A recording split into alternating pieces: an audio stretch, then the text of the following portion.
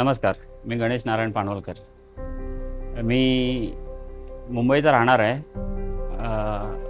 मी गेल्या वर्षी 2024मध्ये मी माझं घर सोडलं होतं. कंटाळलो होतो.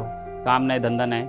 मी कामाच्या शोधात निघालेलो आणि असंच मी बाहेर भटकत मी एक दिवशी सायन हॉस्पिटलला गेलो, कारण की माझ्या पायाला किडे पडले होते. आणि दुसऱ्या दिवशी माझी बुधवारी ओपीडी होती आणि मंगळवारी रात्री मी सायन हॉस्पिटलला झोपलो होतो. तर रात्री 11:30-12च्या दरम्यान डॉमिनिक डिसूजा म्हणून एक गृहस्थ आले. त्यांनी मला विचारले, काय करतो इथे, कशासाठी झोपलं. तर मी सांगितलं त्यांना की माझी उद्याची ओपीडी आहे. त्यांना मी फाईल वगैरे दाखवलं. तर त्यांनी ते गेले. चालेल, ठीक आहे, काय हरकत नाही. त्यानंतर अर्ध्या एक तासानं परत आले आणि त्यांनी मला विचारलं की बाबा तू कुठे राहतोस, काय करतोस. तर मी बोललो मी गावावरून आलो आहे, मी असं आहे, आणखी काही नाही. मग त्यांनी मला सांगितलं तर तुझा औषध पाणी कसं होतं. मी बोललो इकडनं तिकडनं होते.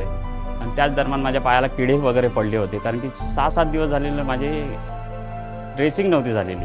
आणि ते मी सरांना सांगितलं आणि त्यांनी मला सांगितलं की तू आश्रममध्ये राहशील का. तर मी बोललो कसला आश्रम, कुठे राहतो. बोलतो ना आमचा एक आश्रम आहे, तर तू येशील का. तर मी बोललो माझी ड्रेसिंग वगैरे होईल का. बोलतो नाही, तुझं ड्रेसिंग औषधोपचार वगैरे सगळं. तर मी त्यांना म्हटलं हो म्हणालो. आणि त्यांना मी धन्यवाद दिले की कारण तुम्ही देवासारखे धावून आले. तर त्यांनी मला एवढंच सांगितलं की मी देवानेच मला पाठवलेलं आहे. आणि त्याच्या दुसऱ्या दिवशी 28 मार्च 2024मध्ये मला ती गाडी आली. त्या गाडीमधून घेऊन गेले. आणि काय सांगू तुम्हाला, मला आता माझ्या अंगावर काटा येतोय की मी त्यावेळी जेव्हा मी 28 मार्चला मी तिकडे गेलो आणि दुसऱ्याच दिवशी 29 मार्च होता, गुड फ्रायडे होता. आणि त्या दिवशी मला कोण काय माहीत नव्हतं. मी गेलो तिथे आणि त्या दिवशी प्रार्थना होती. आणि त्यावेळी शंकर सर आलेले. शंकर सर, त्यांना मी ओळखत नव्हतो. आणि त्यांनी सर्वांना प्रार्थना आणि ते वचन काहीतरी हात ठेवून वचन म्हणत होते. आणि त्यावेळी खरंच मी काय सांगू की त्यावेळी त्यांनी माझ्या डोक्यावर हात ठेवला. त्यांनी असा हात ठेवला आणि त्यांनी काही वचन म्हणाले आणि माझ्या डोळ्यातून अशा अश्रुधार वाहत होता की मी आज भरपूर. आणि त्या दिवसापासून मी हे लक्षात ठेवलं की नाही, आता चांगलं राहायचं, हसायचं, खेळायचं.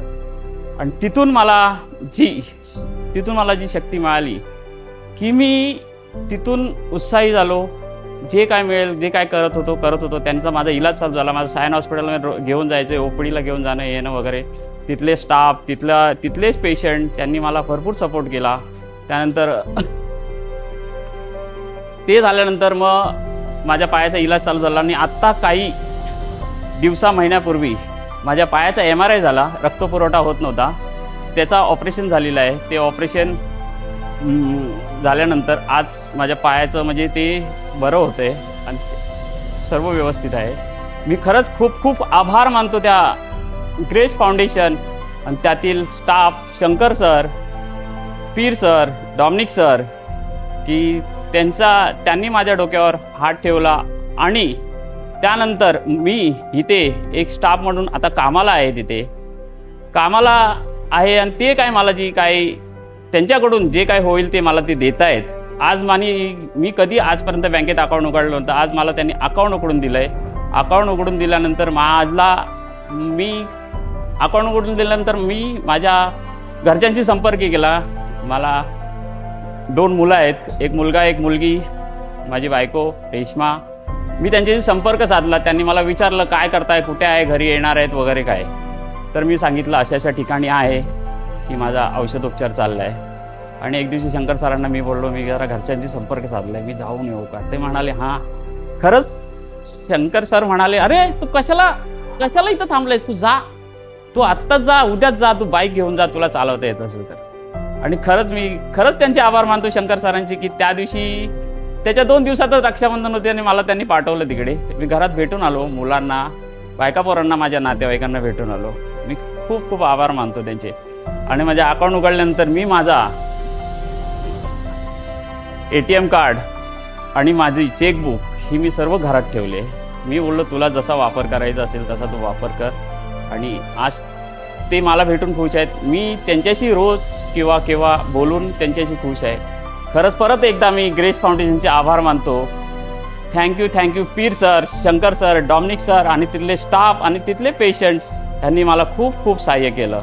Thank you very much. हालेलुया.